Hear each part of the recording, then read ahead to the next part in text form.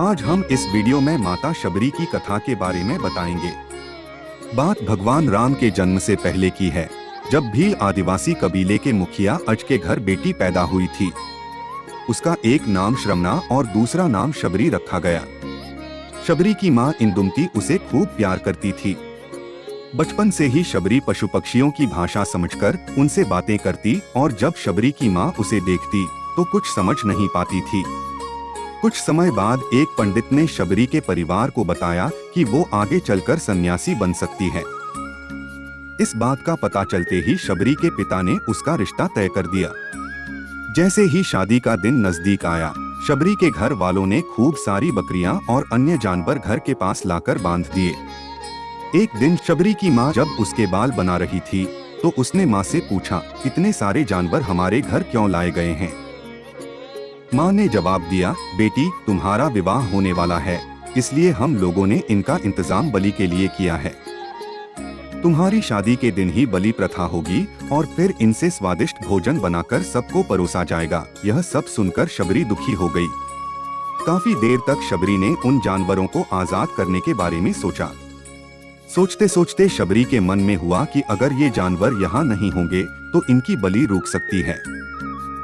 ऐसा नहीं हुआ तो मेरे घर से कहीं चले जाने पर ही यह बलि रुकेगी।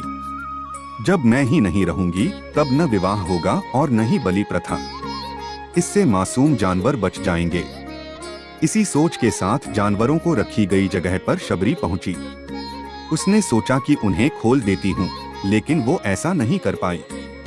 उसके बाद शबरी जंगल की तरफ भागने लगी। भागते भागते शबरी ऋषिमुख पर्वत पहुंच गई। वहां करीब 10,000 ऋषि रहा करते थे। शबरी को लगा कि वो भी इसी जंगल में किसी तरह ऋषि मुनियों की सेवा करके अपना जीवन जी लेगी। वो चुपचाप उसी जंगल में एक हिस्से में किसी तरह से रहने लगी।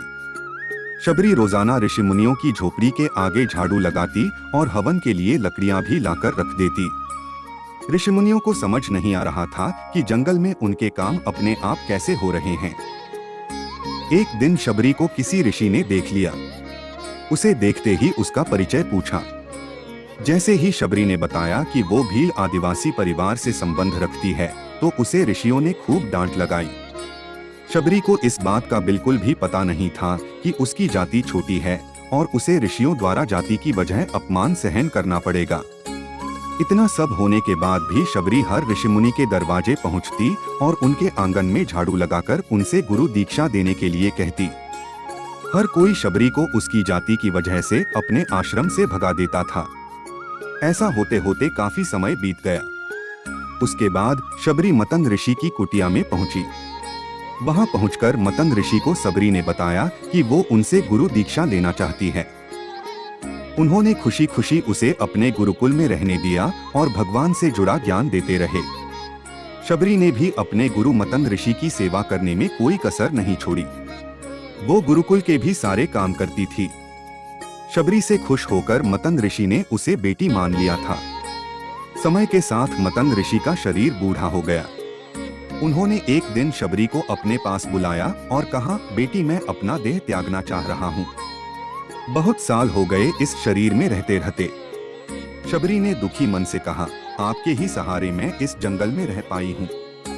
आप ही चले जाएंगे तो मैं जीकर क्या करूंगी? आप अपने संग मुझे भी ले जाइए, मैं भी देह त्याग दूंगी। मतंग ऋषि ने जवाब दिया, बेटी तुम्हें चिंता करने की जरूरत नहीं है।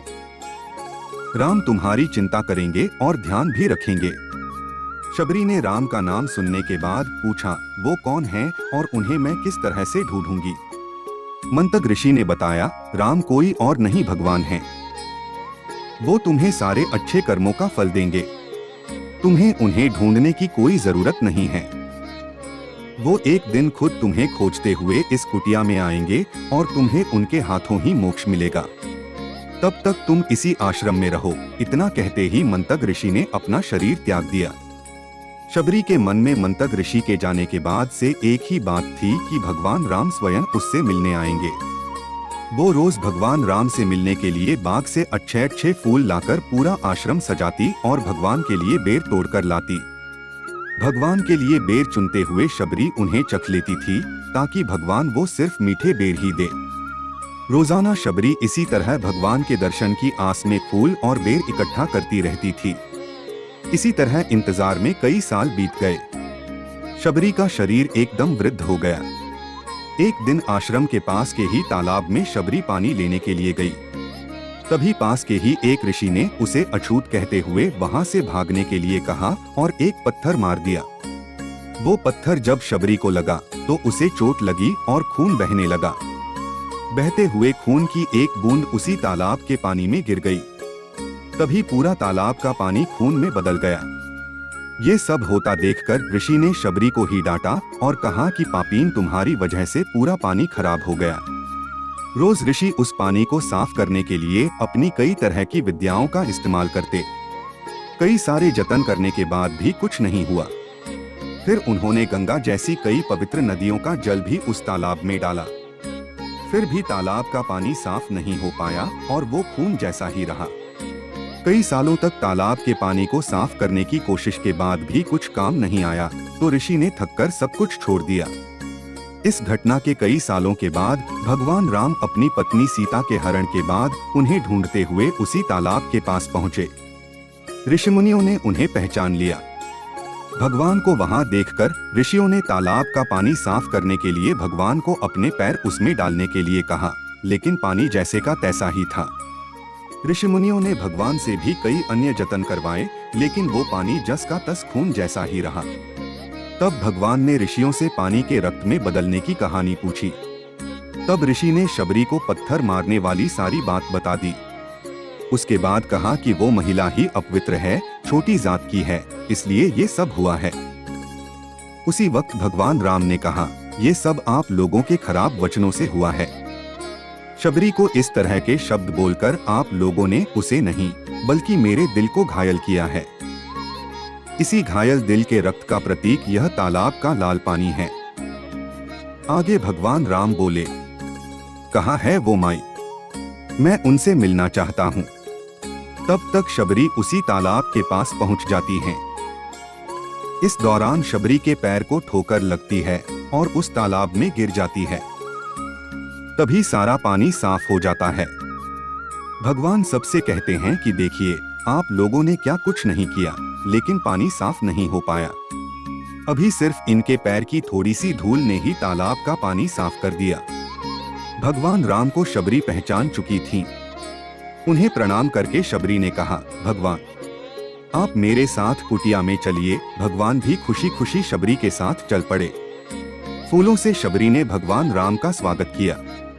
वो सीधे बेर तोड़ने के लिए बाग गईं और चकचक कर उनके लिए बेर लेकर आई। उन्होंने बड़े ही प्यार से भगवान राम और उनके भाई लक्ष्मण को बेर दिए।